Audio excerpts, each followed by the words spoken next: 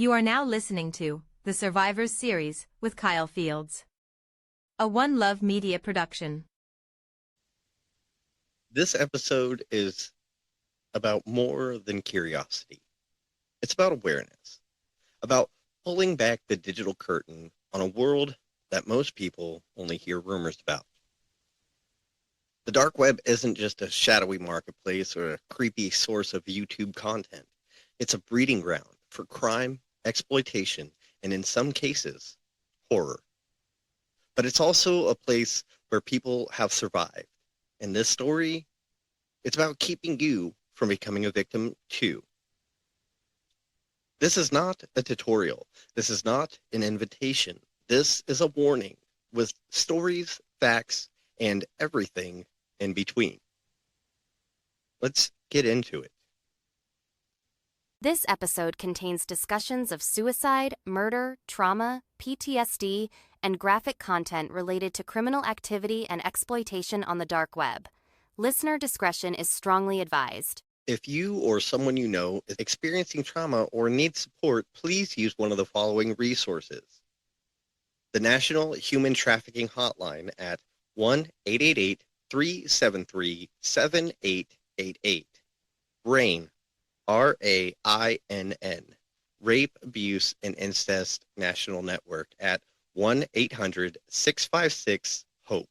That's 1-800-656-4673. The Crisis Text Line. Text HOME, HOME, to 741-741 for free, 24/7. The Suicide and Crisis Lifeline. For immediate help in the U.S., dial 988. This episode is intended to inform and protect. Stay safe, and as always, listen with care.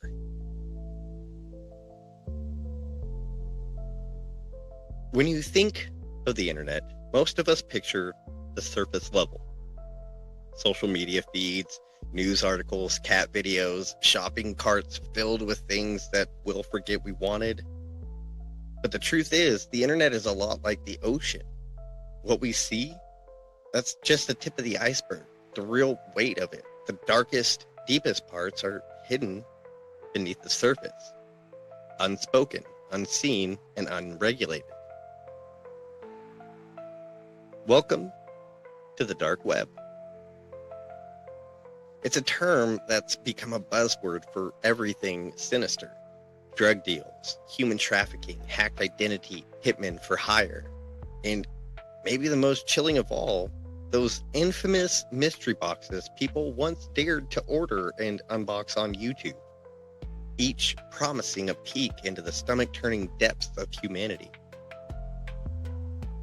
But let's pause right there for just a second. Because this episode isn't about clickbait. This isn't a ghost story, and this isn't for shock value. This episode is about awareness and survival. Because the dark web, it's real, it's vast, and yes, it can be dangerous, but it's also misunderstood. Not everything on it is evil, but enough of it is that people, especially the young, curious, and vulnerable, are falling into traps that they don't always escape from. And those who do, they carry scars most of us can't see, much less comprehend. Let's break this down from the top. The internet you and I use daily, the part that's indexed and searchable by Google, that's called the surface web. Underneath that is the deep web, which includes things like academic databases, password-protected sites, medical records, or anything that isn't necessarily open to the public. Then comes the dark web. To access it, you don't just type darkweb.com into a browser. You need special software like Tor, short for the onion router. And just like an onion, the dark web has layers. Layers designed to hide the identity and location of the user. It's where anonymity isn't just a feature, it's the whole point. Now, anonymity can be a powerful thing. It can protect whistleblowers. It can offer safety for political activists living under oppression. But like any tool, it can also be weaponized. And that is where the danger lies. Because when people are stripped of accountability, when there's no face or name attached to an action, some will choose to become monsters. Over the past decade, the dark web has evolved into a marketplace of human depravity. Some parts feel like digital versions of black alleys, selling everything from guns to drugs to stolen credit cards.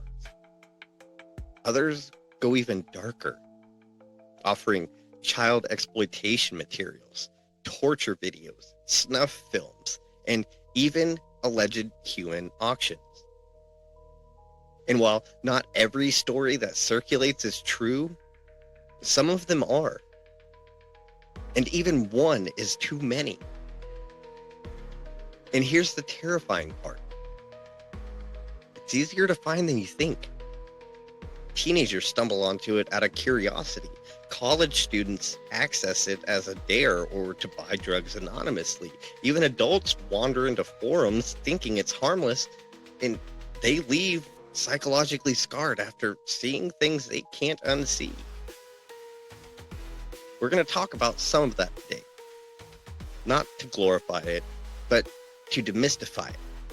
To shine a light on a world designed to exist in the shadows. We're going to explore what happens when people think the screen makes them untouchable. And we're going to hear the stories of people who got out, but not unscathed. But I want to say this up front. This isn't about fear-mongering. This isn't an anti-tech rant. And this episode isn't bashing law enforcement either. In fact, we're going to talk about the officers and agencies working tirelessly to crack down on the worst of what the dark web hides. The truth is, there are people risking their lives online and off to keep these horrors from spreading further. But the question is, how do we protect the innocent before they become the next victims? How do we educate people without traumatizing them? How do we recognize the signs that someone we love might be spiraling into that world? That's what this episode's about. We'll talk about the psychological pull of the dark web, the adrenaline, the illusion of control, the rabbit holes people don't realize they've fallen into until it's too late. We'll look at cases where survivors have come forward and what they want the world to know. And as always, we'll end with a reminder that no one is too far gone. No one is beyond help. And the darkness doesn't get to win. So let's go there together. Because sometimes the only way to bring light into the shadow is to walk right into it.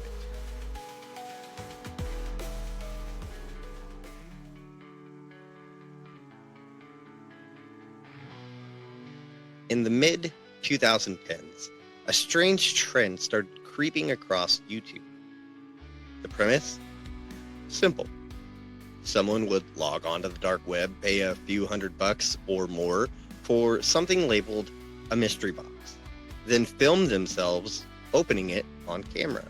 What came next became internet folklore.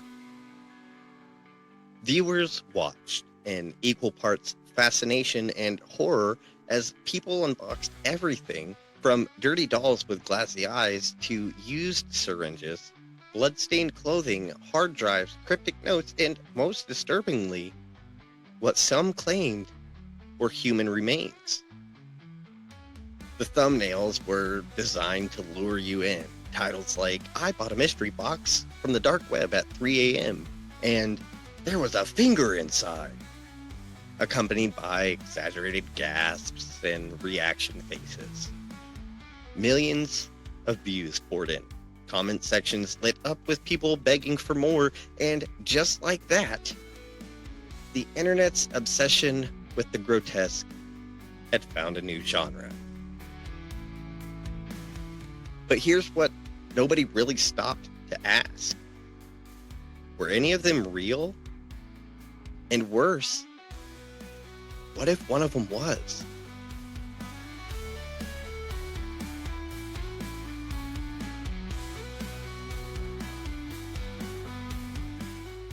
The majority of these videos were staged. That much is true. Creators were faking the contents of these boxes to keep their audiences hooked. And while that's gross in its own right, because trauma should never be entertainment, it's what came next that crossed the line from unsettling to outright dangerous. People, like normal, started copying it. Regular people, kids, teenagers, they'd save up, borrow a credit card, or just find a shady seller on a forum, and they'd actually order from the dark web. They didn't realize that some vendors weren't playing games. Some boxes weren't for shock value. They were warnings. They were breadcrumbs. They were traps. You don't just dip your toes into the dark web and walk away clean. And for the unfortunate few who did this for real, some didn't walk away at all. There are stories, rare but real, of people who ordered mystery boxes and received GPS trackers. One user claimed they got a package with a note that said, "See you soon," and found a camera hidden inside a teddy bear. Another opened a box that contained nothing but a mirror and a single printed photo of themselves sitting at their computer. It doesn't matter how skeptical you are. The threat, it's not in whether the box is haunted or cursed or gory. It's that when you deal with criminals on the dark web, you are being watched, tracked, cataloged. And here's the kicker most people forget. When you give someone your address to send a mystery box from the dark web, you've just handed your home location to a criminal. One that specializes in staying invisible. So why did this trend explode? Because fear sells, shock sells, the unknown sells.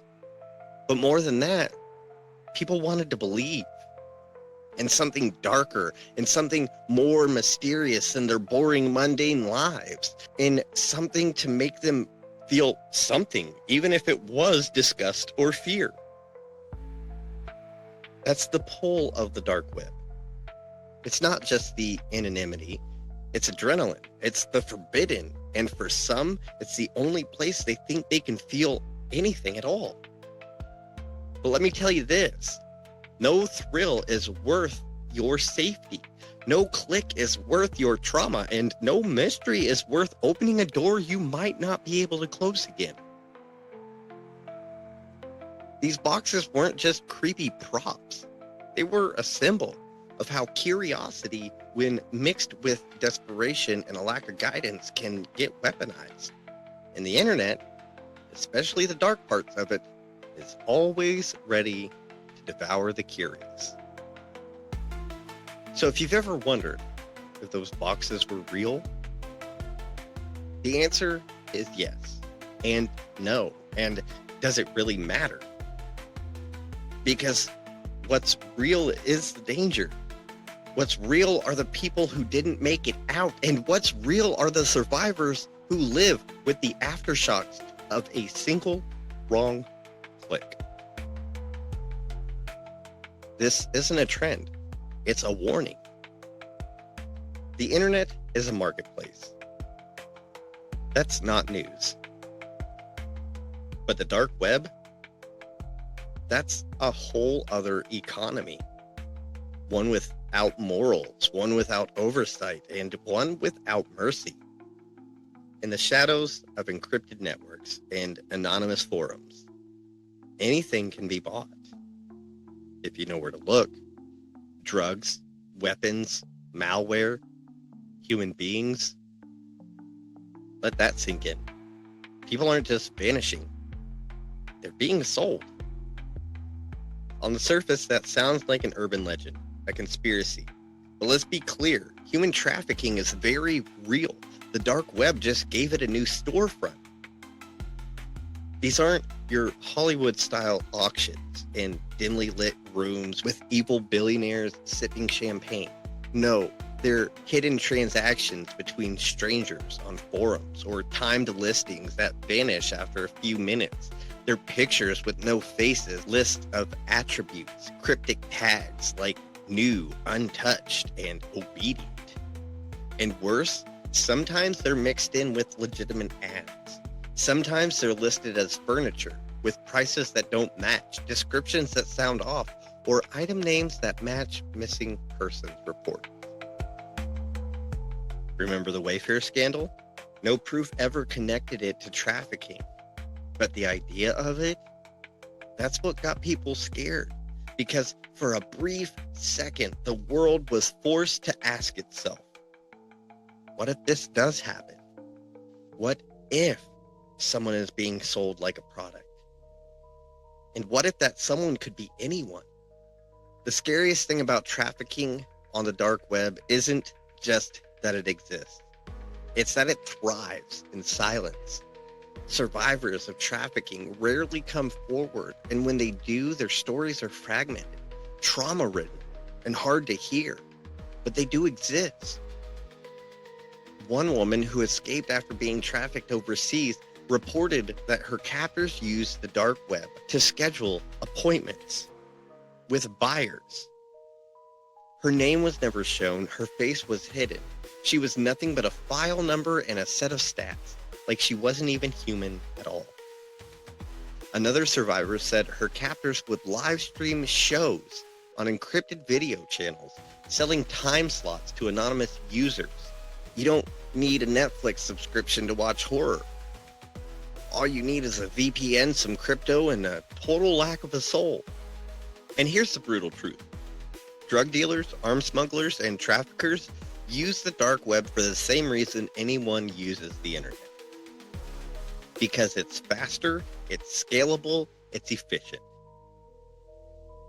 The Silk Road, the most infamous dark web marketplace, once moved over $1 billion in illegal goods before being shut down.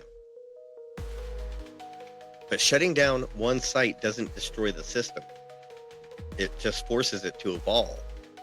Every time a marketplace is taken down, another two pop up like weeds. They're smarter, more encrypted, and more vicious than before. But let's shift gears for a second, because this isn't just about fear, it's about awareness, it's about survival. If you're listening and thinking, why would anyone risk going onto the dark web? You're already asking the right questions. But for some, that risk isn't a choice. Kids get lured in thinking they're just exploring. People stumble across sites without fully understanding what they're opening. Victims are groomed on regular social media platforms and funneled toward encrypted apps.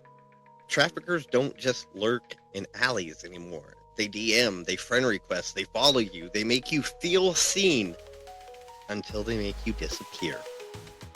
So here's the bottom line. The dark web is a tool. Like any tool, it can be used or misused. But unlike your average browser, there's no safety net, no password resets, no oops button, no undo. It doesn't care how curious you are. It doesn't care that you're just exploring. Once you're in, you're in. And for some people, getting out isn't an option. This is why this show exists. Because not everyone knows what they're walking into. Not every victim wears chains. Some wear smiles. Some wear headphones while watching YouTube. Some thought they were buying a thrill. Some thought they found love. And now they're gone. You want to stop it? Start by paying attention. Start by having the uncomfortable conversations. Start by believing the survivors who live to tell the story, because no one chooses to be trafficked. But we can all choose to be the kind of society that fights like hell to stop it. There's a myth about the dark web that needs to die. That everyone who ends up there is either a predator or a fool. But the truth, most people who got pulled in didn't even know what they were stepping into. Some were desperate, some were tricked, some were just kids. Let's talk about survival. Because the dark web doesn't leave bruises you can see. It leaves fractures in trust, in identity, in memory. And for those who make it out, the story doesn't end, it haunts. Take the case of Amy, not her real name. She was 15 when she started chatting with a guy online. He seemed sweet. He listened. He said all the right things. He sent her music, jokes, little gifts. It took 6 months for him to convince her to send a photo. 6 months to build that trust. One photo was all it took to trap her. He threatened to release it. Said he'd post it on forums unless she sent more. And when she begged him to stop, he laughed and said, "You're on the shelf now. There's no going back." That photo ended up on a hidden forum. Hundreds of comments, thousands of views. He sold her name, her school, and her fear. Amy's image was shared so many times that when the FBI finally got involved, they found it on servers across 3 continents. But Amy lived. She got out. And now she speaks, not to shame herself, but to warn others. Because there's no type of person who ends up being victimized by the dark web. There's just access and intent. Survivors come from every background, every faith, every age group, every neighborhood. Some were tricked into being trafficked. Some unknowingly participated in crimes. Some just wanted to feel something. And the common thread? Shame. Shame that silences. Shame that isolates. Shame that lets predators thrive. But when that shame is burned off, when it's finally spoken out loud, what you're left with is a survivor, not a victim, a warrior. There was another case, a boy named Marcus.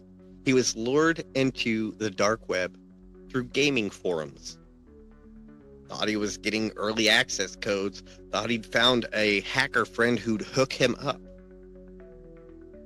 What he found instead was a grooming ring. He disappeared for 6 months.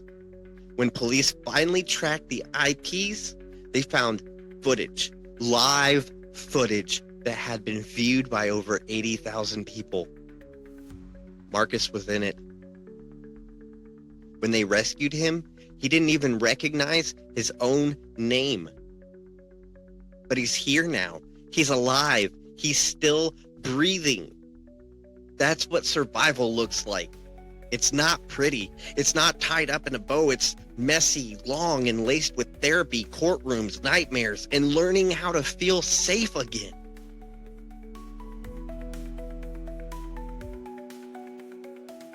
And if you're someone listening right now, thinking, that happened to me, or that could have been me, or that's happening to someone I know, you're not alone. You're not crazy, and your story matters. And if it is happening to you or happening to somebody you know, please reach out for help. There are people who will help. This podcast isn't about fear. It's about light. It's about the power of being believed, the power of being seen, the power of reclaiming your voice from the shadows.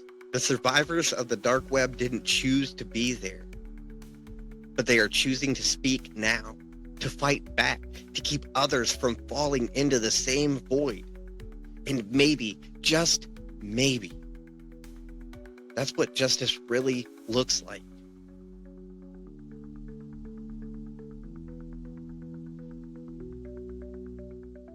Out of abundance of caution, I want to be clear. I did not personally access the dark web to research this episode. All of the information you're hearing was gathered through AI tools and trusted, publicly available sources. The risk involved in exploring these corners of the internet are very real, and they're not worth taking lightly.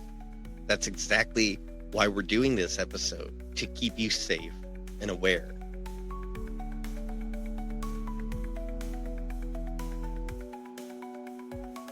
Now, here's the thing that most people don't realize.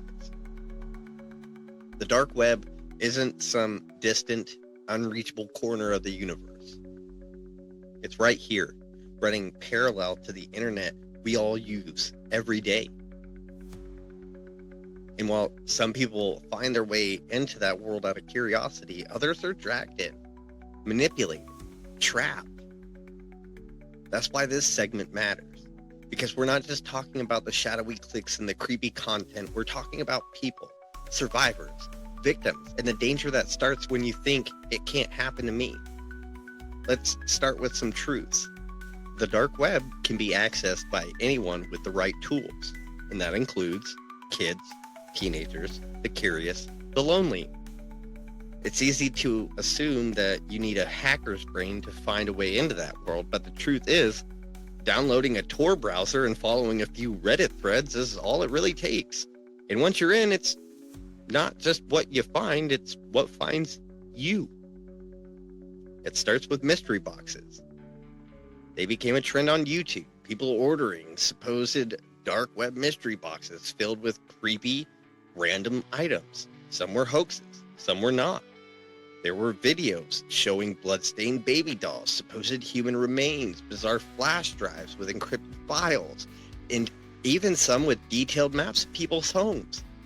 Viewers ate it up. But what many didn't realize was this. Some of those boxes weren't random. Some were targeted. Some came with tracking devices hidden inside. Some were sent as a part of twisted games played by buyers and sellers with far worse intentions. This isn't entertainment. It's exploitation, and sometimes it's stalking. Other people stumble onto forums where hitmen supposedly advertise services. While many are scams or honeypots set up by law enforcement, not all are. There have been documented cases of people being blackmailed, trafficked, or having personal information leaked simply because they were lured in by curiosity or accidentally shared too much. Criminals thrive in the dark because the dark gives them cover. And this isn't hypothetical. Real people have suffered because of it. There are survivors out there, people who clicked a link thinking that they were chatting with a friend or exploring something edgy, only to find themselves hunted, exposed, or in some cases, abducted. One such survivor, whose story was shared anonymously in a cybersecurity documentary, was a teenage girl from Ohio who got involved with a so-called darknet boyfriend who promised her safety and love. He used that trust to manipulate her into sending personal data and images, and then threatened to release it unless she met him in person. She ran. She was lucky. Many others aren't. And this isn't just about teenagers or creepy boxes. Drug dealers have used the dark web to avoid law enforcement for years. Silk Road was just the beginning. After it was shut down, dozens of copycats popped up. These networks sell opiates, counterfeit pills, and weapons, some of which have ended up in the hands of kids. And because these transactions are encrypted and often done through cryptocurrency, it becomes incredibly difficult to trace. That's not to say that law enforcement isn't fighting back. They are. Some of the best cyber task forces in the world are working to bring these networks down. But it's a constant cat and mouse game. And for the average person, the best weapon you have is knowledge. So let's talk about how to stay safe. Number 1, do not download, Tor, or attempt to access the dark web unless you're a cybersecurity expert or law enforcement professional. Curiosity isn't worth your life, your safety, or your sanity. Number 2, talk to your kids and teens. Make this a household conversation. The dark web sounds like a myth to many young people, and it's not. Ask them what they know. Educate them on the risks. Make sure they feel safe coming to you if something weird happens online. Number 3, never engage with anyone offering illegal services or content. Not only could you become a victim, you could also become a target of law enforcement investigations. Number 4, if you receive strange packages, USB drives, or items you didn't order, do not open them. Report them. Number 5, use cybersecurity tools and stay updated. Enable 2FA or two-factor authentication. Don't reuse passwords, and never click links from unknown sources. But maybe the most important piece of advice, if it feels wrong, it probably is. The dark web might seem like a place where monsters live in code and encryption, but in reality, the worst part isn't the site. It's the people, the intentions, the acts that get carried out when no one is watching. And sometimes, they are watching. So whether you're a parent, a teacher, a friend, or just someone who likes to explore, you deserve to feel safe, to be safe. Let this episode be a warning, not a scare tactic. Let it remind you that curiosity can be beautiful, but it should never come at a cost of your life or someone else's. There are survivors, but there are far too many victims who never got the chance to become one. If you or someone you know has been threatened, harassed, or exploited online, please reach out to local law enforcement or organizations that specialize in cybercrime and victim support. You are not alone, and there are people ready to help. And for those who just wanted to peek into the darkness from a safe distance, I hope this episode was that window. I hope it scratched the curiosity without inviting danger. And more than anything, I hope it reminded you just how important it is to protect yourself and the people you love. I'm Kyle Fields for the Survivor Series. And until next time, stay safe. This episode of the Survivor Series was hosted by Kyle Fields, written and researched by Mary Rodriguez, and produced by One Love Media. All rights reserved. If you enjoyed this episode, be sure to follow us on social media and subscribe for future episodes. Until next time, stay safe and stay strong.